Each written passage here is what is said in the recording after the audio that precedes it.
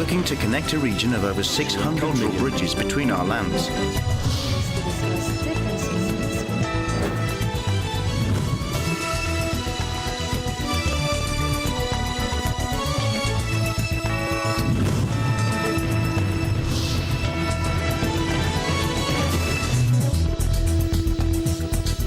Good evening, I'm Alma Angeles, and you're watching ASEAN in Focus on tonight's headlines.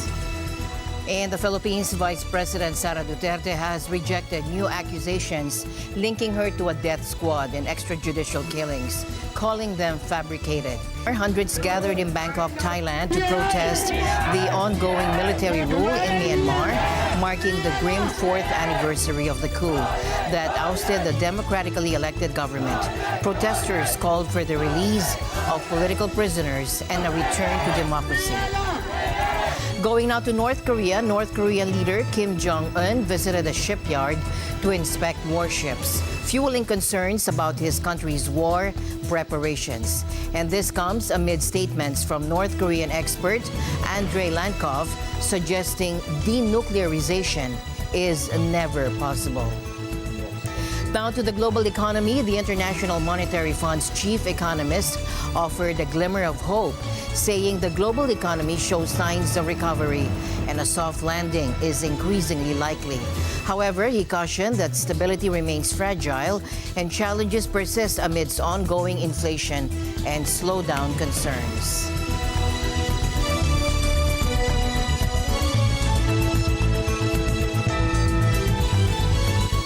Philippine Vice President Sara Duterte denies new accusations linking her to a death squad and extrajudicial killings, calling them fabricated.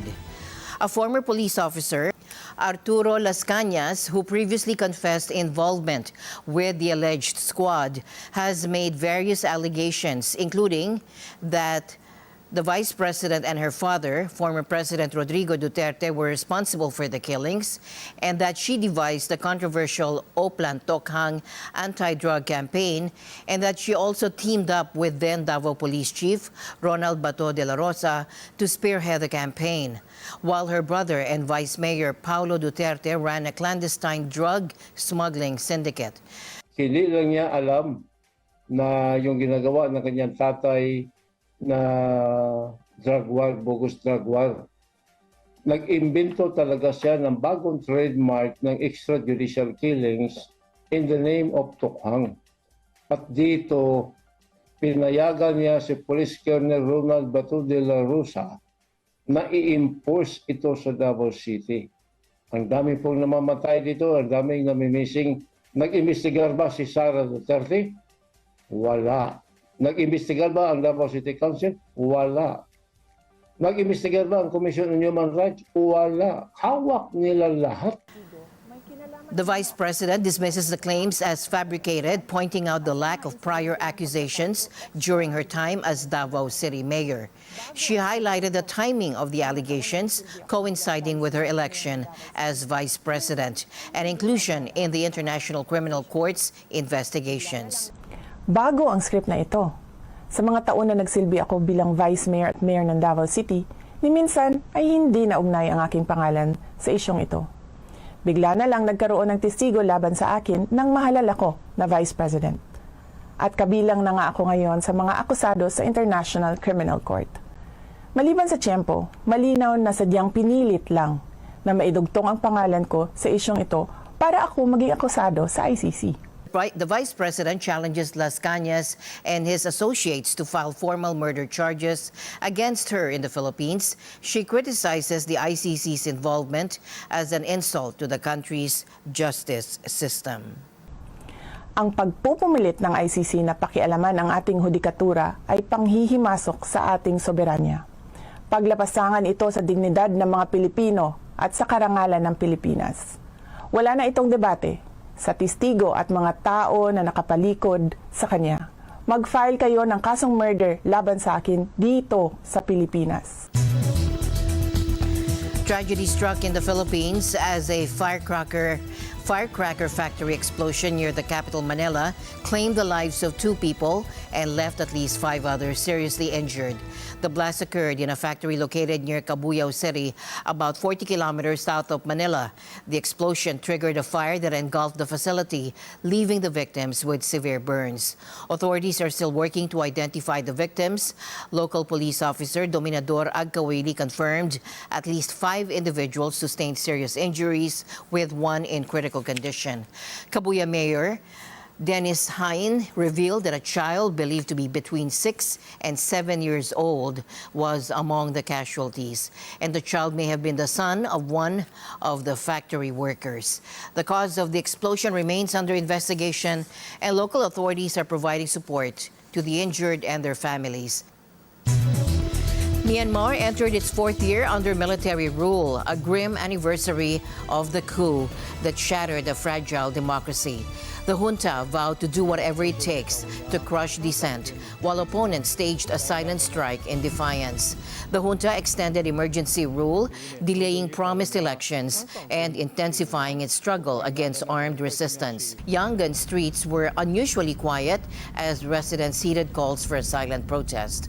Empty buses and closed markets showcased the impact of the strike. Residents expressed solidarity and defiance despite security concerns. Similar scenes unfolded in northern towns affected by recent fighting. The UN Secretary General urged an end to violence and a return to democracy. Fighting continues across multiple fronts, including heavy fighting in Rakhine State. The Office for the Coordination of Humanitarian Affairs tells us that humanitarian workers were able to assist more than 3 million people last year, but that is not enough. They need both greater access and drastic improvements in funding to access the most vulnerable people in Myanmar. More than 18 million people need humanitarian aid, up from 1 million just before the military takeover. The U.S., meanwhile, imposed new sanctions. The February 2021 coup saw the arrest of Aung San Suu Kyi and her party members. Despite widespread condemnation of the coup and subsequent brutal crackdown, the military maintains its grip. Hundreds of demonstrators gathered outside the UN office in Bangkok, Thailand, raising their voices against the junta and demanding the release of political prisoners. Poignant testimonies from refugees highlighted the human cause of the coup. วันนี้มาเริ่มมือกรรมแต่ว่าตาคาใช่ไหมตาคานะที่พม่าใช่ไหมข้ามประชาชนผู้หนูก็ไม่ยอมแล้วก็มา บ้านตัวเองก็ไม่มีแล้วไฟไหม้หมดแล้วเข้าเครื่องบินมาใส่ที่ประชาชนพม่าตอนนี้รับบามาเนี่ยจะผู้ไม่ถูกเลยค่ะแต่ว่าตอนนี้อยากให้หยุดวันนี้แหละค่ะอยากให้เข้าหลวงไปวันนี้ได้ก็ให้หลวงไปวันนี้แหละค่ะตอนนี้พวกประเทศลาวนะเสียชีวิตก็หลายคนแล้วเสียชีวิตก็เยอะไปแล้ว As Myanmar grapples with a deepening crisis, the international community urges dialogue and a peaceful resolution. The struggle for democracy remains far from over. Over 100 Rohingya refugees fleeing persecution in their Myanmar homeland escaped a Malaysian detention center after a riot broke out. Tragically, 1 man was killed after being hit by a car while fleeing on the highway. The Rohingya, a Muslim minority, face discrimination and violence in Myanmar, forcing many to seek refuge in neighboring countries like Malaysia. This escape highlights the desperate conditions they often face, even after reaching supposed safety. Detained refugees in Malaysia are often housed in overcrowded and unsanitary facilities. This incident raises concerns about their treatment and the potential for unrest in such conditions. While the cause of the riot is still under investigation, it underscores the complex challenges faced by the refugees. Finding safe haven and humane treatment remains a critical issue for this vulnerable group. Thailand's Progressive Move Forward Party, despite winning the most seats in the last election, has been banned from campaigning to reform the country's strict royal defamation laws. This follows a court ruling that deems such efforts as attempting to overthrow the monarchy. The Move Forward Party shook Thailand's political landscape last year, but its promises to reform the military, monopolies, and the lèse-majesté law ruffled feathers among the conservative elite. Its leader was barred from becoming prime minister, and the party was excluded from the government. We've tried our best, and we have a very true intention of finding the proportionality of law between the protection of the monarchy and the proportionality of freedom of speech in the modern Thailand. So we have tried our best. Oh, absolutely, it's an opportunity lost that we can use the parliament to find different views and an opportunity to find the consensus building for such an important and critical and fragile issue that Parliament would be the best place to do it, and we lost that opportunity today, yes.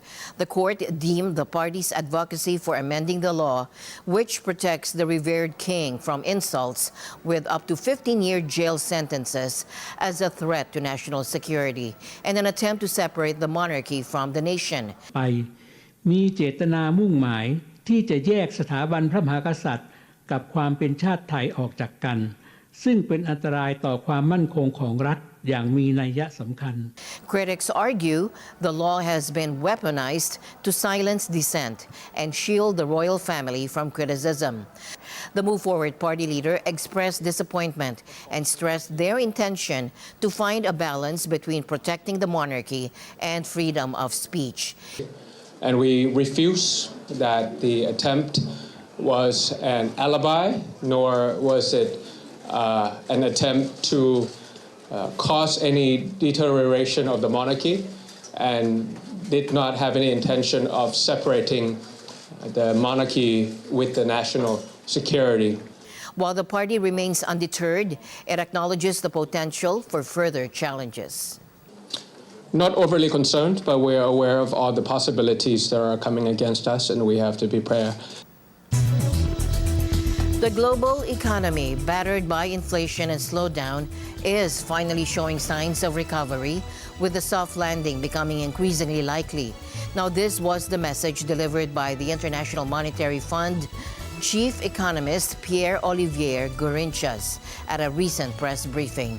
While optimism reigns, caution remains, as the path to stability is still fraught with challenges. Jeff Sanidad reports. The IMF's chief economist Pierre-Olivier Gourinchas paints a cautiously optimistic picture of the global economy. He says it's on a soft landing path with declining inflation and steady growth. However, he warns that turbulence may still lie ahead. The global economy has been surprisingly resilient, with growth now projected at 3.1% in 2024 and 3.2% in 2025. For 2024, the slight upgrade from our October projections is largely due to resilience in the United States and several large emerging markets and developing economies, coupled with more fiscal support in China.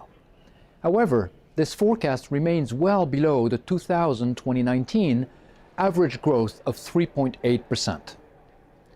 Inflation is falling faster than anticipated in most regions, thanks to the easing of supply-side pressures and restrictive monetary policy.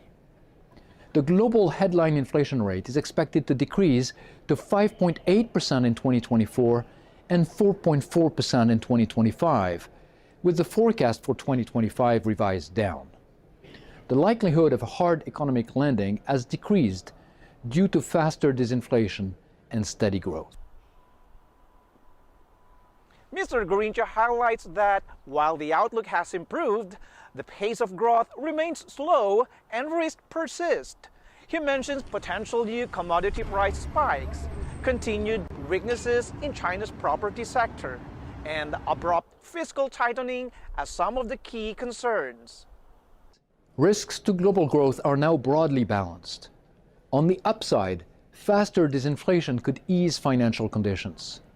Looser fiscal policy than expected could imply a temporarily higher growth, though at the risk of a more costly adjustment later on. Stronger reform momentum could boost productivity growth with positive spillovers. However, downside risks remain, including potential new commodity price spikes from geopolitical shocks, persistent underlying inflation, continued weaknesses in China's property sector, or a disruptive turn to tax hikes and spending cuts. The IMF report also urges policymakers to focus on medium-term growth beyond simply managing inflation. Mr. Garincha emphasizes the need for structural reform to boost productivity, reduce debt, and improve living standards. He also underscores the importance of multilateral cooperation on issues like debt resolution and climate change. The near-term challenge for policymakers is to successfully manage the final descent of inflation to target, calibrating monetary policy in response to underlying inflation dynamics. There is also a growing need, now that inflation is declining and economies are better able to absorb effects of fiscal tightening, for a renewed focus on fiscal consolidation to manage debt and build resilience for future shocks. Targeted and sequenced structural reforms would boost productivity, help with reducing debt, and improve income prospects. Multilateral coordination is essential for debt resolution and mitigating the effects of climate change. So while the global economy is not out of the woods yet, the IMF report offers a glimmer of hope. However, it's clear that policymakers need to tread carefully and stay vigilant to potential risks in order to secure a sustainable and inclusive recovery. In Washington, D.C., Jeff Sanidad, Eagle News, we live in extraordinary times. North Korean state media reported that leader Kim Jong-un inspected warships at a shipyard as part of his efforts to bolster the country's naval forces amid rising tensions in the region. The report stated that Kim has declared South Korea as his country's principal enemy and has recently threatened war over even minor territorial incursions. He has also hailed the successful test launch of a new strategic cruise missile from a submarine, calling it a key moment in the development of North Korea's naval power. Kim received briefings on warships under construction and a mysterious, quote, new huge plan assigned by the ruling party. While details remain unclear, Kim reportedly expressed high expectations for the shipyard's workers to build major warships on the world level. Last year, North Korea unveiled a vessel it called its first tactical nuclear attack submarine. However, South Korea's military cast doubt on its operational readiness. Now, experts believe North Korea may be mass-producing missiles for Russia. Recent months also have seen deteriorating relations between North and South Korea, with agreements scrapped and military activities increased. He wants to build a mental wall between his country, North Korea, and South Korea. He wants to start telling his own subjects that they are basically completely different from the South. Professor Andrei Lankov views these developments as a significant ideological shift, emphasizing North Korea's permanent separation from the South. I would describe it as a dramatic change, arguably the greatest change in North Korean official ideology in half a century. Because Kim Jong-un decided to basically jettison one of the basic foundations, one of the most important 4 or 5 basic foundations of the North Korean vision of the world. That is the idea that North and South Korea are not really different states, and that one day they should and probably will be unified peacefully. It's not the case anymore, and it's a massive change. Lankov downplays the provocation label, comparing these tests to similar activities by other nations. I don't see it as provocations. Every military in the world is doing it. Americans are doing it, Russians are doing it, Chinese are doing it, British are doing it, everybody is doing it. So I would not put it that way. And of course we are going to see a lot of ballistic missiles flying over the Pacific, we are going to see cruise missiles, we are going to see some exotic stuff, we are probably sooner or later going to have nuclear tests. Are they provocations? If you like, describe it as provocations, but they are not. Lankov also believes North Korea will remain a nuclear power and argues talks should focus on slowing down their program and not complete denuclearization. North Korea is going to become a nuclear power. It, under no conditions, it will surrender its nuclear weapons. And all talks with North Korea about nuclear weapons should be about stopping or slowing down, but not reversing such a development. Reversal is impossible. Denuclearization is impossible and has never, ever been possible. Finally, in our news, Facebook, the social media giant, has long been a platform for connecting friends and families. But as it celebrates its 20th anniversary, a fascinating shift is happening in Southeast Asia. A move from social connection to commercial use. Let's explore the evolving landscape. In California, Nina Vukicevic, farm manager at Common Roots Farm, leverages Facebook's commercial power. They use it to connect with customers, advertise events, and even run fundraisers. For the farm specifically, we have a farm business page. We've had that for a while. We've used that obviously just to connect to our folks, to advertise events. We've even done like Giving Tuesday on there. Folks have been able to run a fundraiser like on their birthday and benefit the farm. So there's been a lot of really cool business things on there. We even, we have our monthly newsletter that comes out, that gets linked on there. However, Nina acknowledges the platform's duality, offering valuable connections while potentially overwhelming users with information. Facebook allows lots of connections all over the world, and it's also like an overwhelming amount of information. And so I did like with the groups, I was able to find more local connections, but also just like resources from around the world on things I'm interested in. So like I get to talk to market gardeners in Switzerland, right, that I wouldn't otherwise be able to connect to because we're all part of this group. Moving to Thailand, we meet Ruby Hammer, a young Facebook user primarily utilizing Marketplace to find her dream car. Ruby notes the generational shift in platform preferences. Every new generation has a new platform that they use, and Facebook is well versed with the older generation, and then like Instagram is kind of for people in their 20s, 30s, and then Snapchat has just really taken over for the younger population.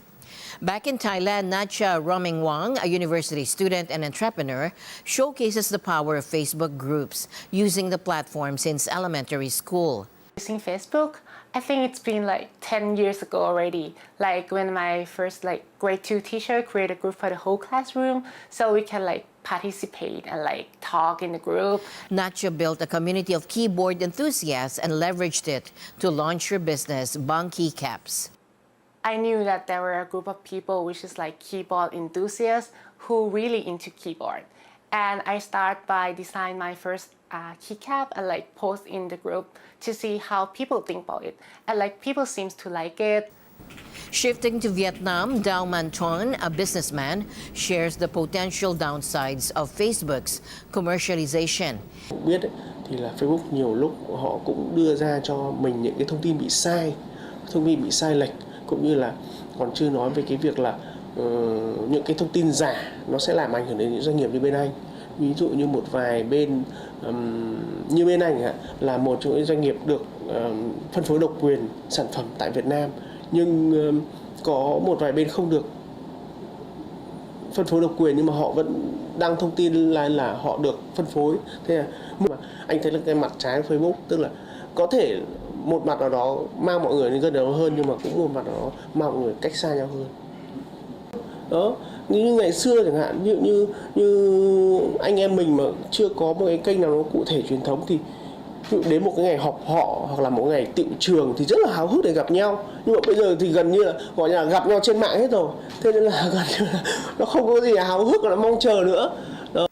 As Facebook evolves, its role in Southeast Asia is transforming. While it empowers businesses and fosters connections, concerns about misinformation and its impact on social interaction emerge. The platform's future hinges on its ability to adapt to the needs and challenges of this dynamic region. As my usual habit, I'd like to end the day on a positive note. Let's encourage and build each other up so that no one is left behind. And that's it for tonight's broadcast. I'm Alma Angeles. Stay in the news because we live in extraordinary times. Good night.